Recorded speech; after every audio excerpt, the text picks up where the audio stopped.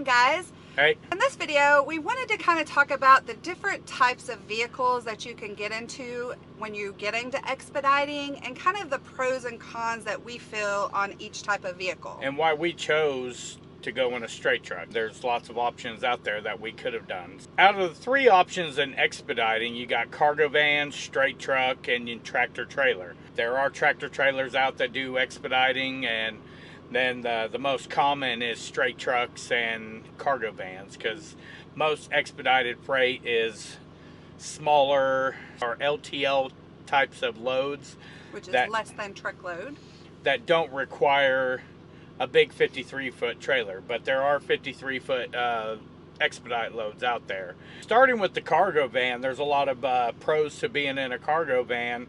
One of them being the most obvious is you can go around anywhere. Yeah, absolutely. Another one is you're not as regulated as we are in a straight truck or tractor trailer. Right. You don't have no log books, no hours of service, no pulling into way stations. You can drive as long as you want. You're not regulated to 11 hours of driving, a 14-hour clock. There's guys out there running 20 hours straight, you know. Now, that doesn't mean some carriers won't regulate it. Yep. You're just not regulated under federal law or federal regulations, FMCSA, like we are. Right. For instance, companies like Panther, Landstar, they all make the drivers go by. I think they're allowed to drive up to 16 hours, give or take an hour, and then they have to pull over for 5. Still way less regulation than what federal regulation is. Being able to go out, go explore more. You can go explore anywhere you want, and parking is so simple to find in a van. You can almost park anywhere. Yeah. Another pro to a cargo van is typically you do not need a special license to drive a cargo van. Like us, we need a Class B minimum for a straight truck. Tractor trailer, you need a Class A CDL. So right. There's no special CDL that you need for a cargo van. You only need a Class B CDL is once you reach over 26,000 pounds. Mm-hmm. So, but anything over 10,000 pounds, you have to use logbooks. So right. I don't know that there's that many vans, cargo vans and expediting that are over that gross vehicle weight anyway. So they all stay under that weight to stay away from the regulations. Yeah. So. Yeah. I do know that there are some cargo van drivers that do have a license with a hazmat endorsement, but other than that, there's no really a CDL required for doing a cargo van. But to go back, some companies do require it. That's but true. We've the years we were with Panther, we've seen. At first, you had to have a Class B CDL to drive cargo van with them, but then they were hurting so much for cargo vans, they lifted that rule and allowed anybody just a Class C license. I think right now, for the most part, you don't need a CDL at all to drive. Now, that can also be one of the cons, because it makes it so easy for everybody to get into it. Anybody pretty much can do it. Yeah, anybody can get into it. And what that does is it's going to oversaturate the market with cargo vans. So, in a sense, while it's a pro on one side, it's a con for people already in the business, Yeah, that's true. Yeah. I would say another con to the cargo van, or at least for me, is the space that you have. Now, if you're not fully loaded, you can probably comfortably sleep in the back, but if you have a full load, there's a lot of times you're sleeping in your front seat if you're stopping to sleep. You just don't have the amenities. Now, I'm not saying nobody does, because there are some that there's some cargo van guys who deck their stuff out. But that does cut into your cargo space too. Cuts into your cargo space, cuts into your weight carrying capacity. You're trying to stay under that 10,000 pounds. But we've seen some pretty nice cargo vans, absolutely. But of course, that's going to cost money to put an air conditioner, a generator, a heater, a bed. All that's going to cost money to build onto in a cargo van too. So. And I mean, one thing to that you got to think though is most expedited loads is pick up and get there. So I mean, I know some cargo van drivers have even said when they've had to stop and take a break, they've had room to climb on top of the freight and sleep. Yeah, they threw their bed on top of the freight and slept on the freight. So yeah, Yeah, I mean, you do what you got to do. Another con, you know, is getting showers. Pilot Flying J, they've recently started this past year where I think if you get 25 gallons of fuel, you get a half credit. A cargo van driver would have to fuel up twice to get a full shower credit, which is probably about the only place you could probably get a free shower without having to pay for it. Yeah. Now, trying to find Pilot Flying J's around to even get a shower. Is there going to be one near your drop-off, or are you going to have to stop along the way, or, you know, you're really limited. Whereas if we want to shower and we need fuel, we can stop at a Love's, fuel up, and, you know, we get a free shower credit. Now, the straight trucks are probably the most diverse in expediting because there's so many different variations to a straight truck. You can have a truck like ours with a single axle in the rear, and you can only haul 7, 8, 9,000 pounds. With a big custom sleeper, you can have a Cascadia truck with a regular sleeper on it that isn't as heavy, that can carry 10, 11, 12,000 pounds.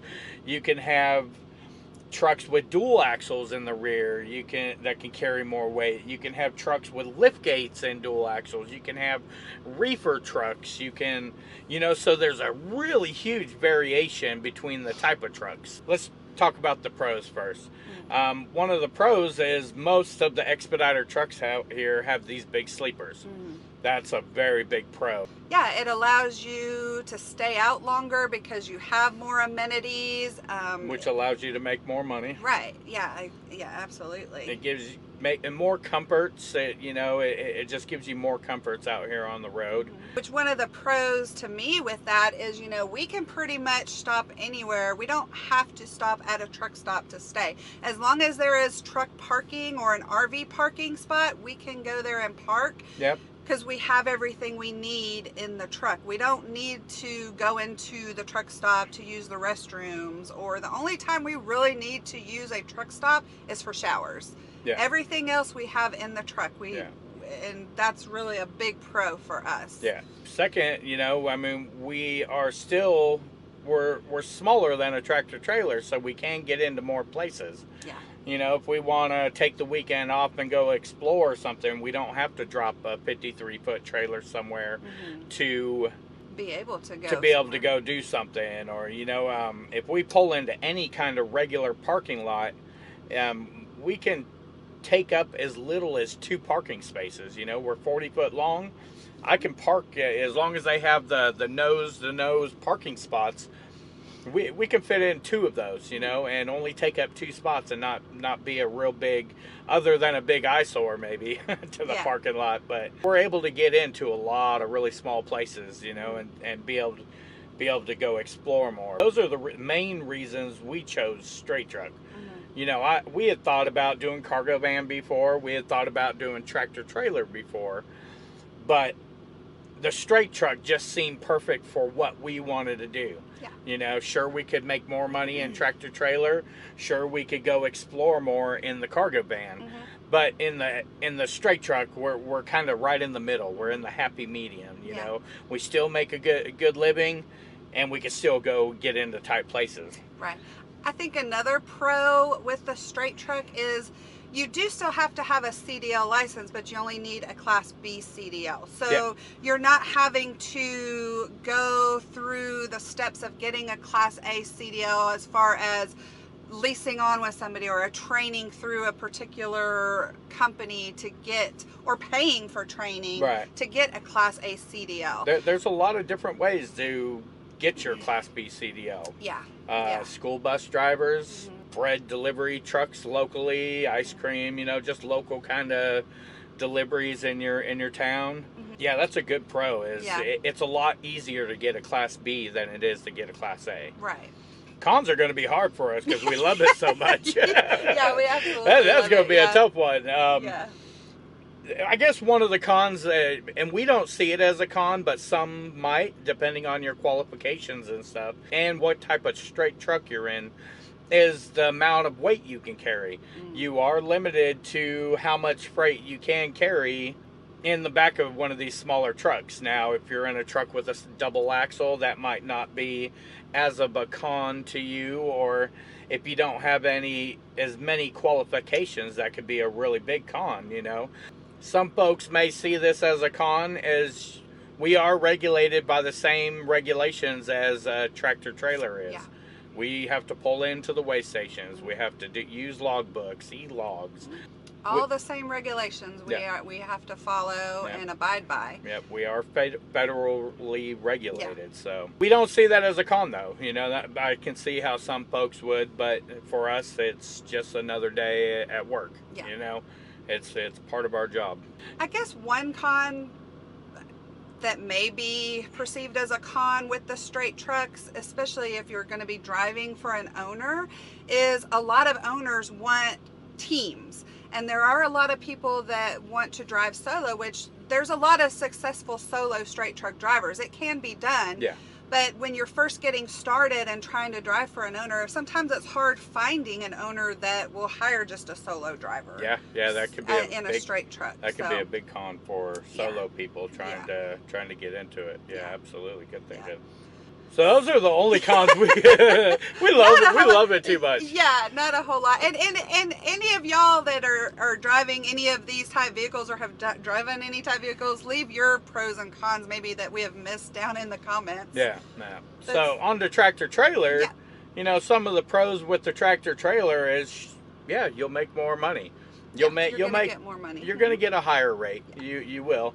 You can get tractor trailers with these custom sleepers on them, so you know that's a pro too. You know, you don't have to do it in a regular sleeper. So we've seen lots of people that have bigger than ours. You know, just mansions inside. 144-inch sleepers, which can also kind of go into a con because the bigger sleeper and tractor you have, the less weight you're going to be carrying. You can carry in the back. Even though if you have a 53-foot trailer on that big custom sleeper, it's going to take away from some of the weight that you can carry. So instead of being able to carry 43,000 pounds, you might only be able to carry 37,000. If they're paying for a tractor trailer, most companies want to max out that loading capacity. So yeah. But a pro also is in a tractor trailer, you can slide your axles on your trailer. You can slide that. You can distribute the weight a little more evenly than what we can in a straight truck. Yeah. So that is a pro, I think. Another pro would be you can detach your trailer. You can drop your trailer off somewhere if there's freight in there at a customer's yard, and be able to leave, you know, and not be stuck there at that yard waiting to get offloaded. I was going to say, for instance, like if you've been watching our vlogs, you know, sometimes we have to stay in a secure hold area where we have to stay with the truck and we can't leave, which we have the amenities. We don't have a problem with that. But if tractor trailer can drop their trailer, detach and go and do whatever they want and then come back. Yeah. So go to the movies, go grocery shopping. Absolutely. Which would be a lot nicer than sitting in a dirt lot, but so absolutely. That's another pro, definitely. Being able to do that. We've never done tractor trailer, so no, you know, we're things we've heard from other drivers. You know, we do have friends that drive tractor trailer though. So and another thing, like with the tractor trailer, I don't know if this is a pro or con. I guess you could look at it either way, but you do have to get a Class A CDL to drive tractor trailer, and a lot of companies want at least a minimum of like a year over the road experience. We had a message from a couple. They drove straight truck for years and then they got their Class A to drive tractor trailer, and none of their straight truck experience counted for their over the road experience for tractor trailer. Now that's not all companies, but that's going to be your bigger companies. So in order to get the CDL, a Class A, you know, you're either going to have to pay for trucking school. You're going to either have to do that, or you're going to have to go on with a carrier and sign a contract to give them X amount of time for them to train you and put you through a training to get your CDL, Class A. Which there's nothing wrong with that, and kudos to anybody who does that. It's just for us, we found, and Jason does have a Class A, by the way, if you didn't know. Yep, I do. To me, it's not that I couldn't get a Class A. I did the Class B, and I see no reason to go do that when we don't plan on driving a tractor trailer. We just don't plan on doing it. Yeah, we're happy where we're at, but we digress. Another con is, you know, you're pretty much limited to truck stops. You're limited on parking, and with the new ELDs and, you know, how messed up the hours of service are, we don't notice it as much because we're a team and we're usually constantly moving. But it's hard to find parking out there sometimes, and you guys are those guys are already limited as it is, and then trying to make a living and then get somewhere and find a parking spot at night, it can be difficult. Yeah. You know. Yeah, absolutely. Trying to back up these big old trailers in the middle of the night into if you do find a spot. Yeah. You know, if you do find a spot, now you got to get into it. I mean, in the dark, bad weather, you know, all those are going to make it just even that much more harder to back that truck up into a spot. Whereas with the straight truck for us, I don't think there's a spot out there I couldn't get into. Pouring rain, you know, it's you don't have this big old 53-foot thing blocking your mirrors every time you turn and jackknife trying to get into that spot. So yeah, that's a con for me, at least. I don't want to be one of those guys doing that, you know. Then I don't want Heather having to do that either if I'm sleeping. So right. Or me having to get up to help with doing that. That's a big con for us. Another con would be, I know we kind of talked about this, but being able to go more places or fit into places, not just truck parking, but when you're going to sightsee. You know, we can pretty much park anywhere in RV. If they have RV parking, we can park there. But, yeah, if you're on a run and you got enough time to stop and see something, you know, we can just pull right in, whereas a tractor trailer would have to go drop his trailer, right. bobtail over there. And finding somewhere to drop your trailer and in a safe location. And, you know, I'm sure there may be carriers that you can't even do that. They don't allow that. Yeah, so, with a load on the trailer, no. Yeah, or even unloaded, they may not allow it, you know, if it's a company trailer. So that's a con. Yeah, you're going to be limited to the things you can go see for sure. Yeah. I think another con would be you have more expenses. You know, you're going to be having a more fuel cost. Oh, big time. Maintenance costs. It is more We got 6 tires that we need to replace on this. But yeah. You got 18. Yeah, maintenance. We got a third of the tires that you got to replace, you know. Where I know that you usually generally are going to make a little bit more, but you're also spending more. So does it kind of balance out? Yeah. You know? Yeah. Think of it that way. That was another good reason why we went with the straight truck, was the rate versus the costs. Balances itself out. Yeah. So those are just a few pros and cons that we could think of right offhand. We get a lot of people that always ask us, well, why don't you go to the tractor trailer? You'll make more money. Would we really, with all that added extra maintenance costs with the trailer and more tires and more costlier oil changes and just everything's more expensive. So we're happy with the balance and the straight truck, and we've really been happy with it, and we think it's the biggest pro for us. Yeah, absolutely. And everybody's different. Yeah, you know? yeah, everybody's got to find their own one that they like and enjoy, and everyone's going to have their own needs, absolutely. needs, their own wants. Those are just a few of the pros and cons that we could think of offhand. If any of you all have any more input on that, leave it down in the comments for other people. We'd like to read that as well. Yeah. Always like getting feedback and hear other people's thoughts and ideas. Make sure you check out the comments. You know, maybe somebody adds something down there that we didn't think of. And Thank you so much, guys, for watching and subscribing. until our next video. Peace, love, and expediting.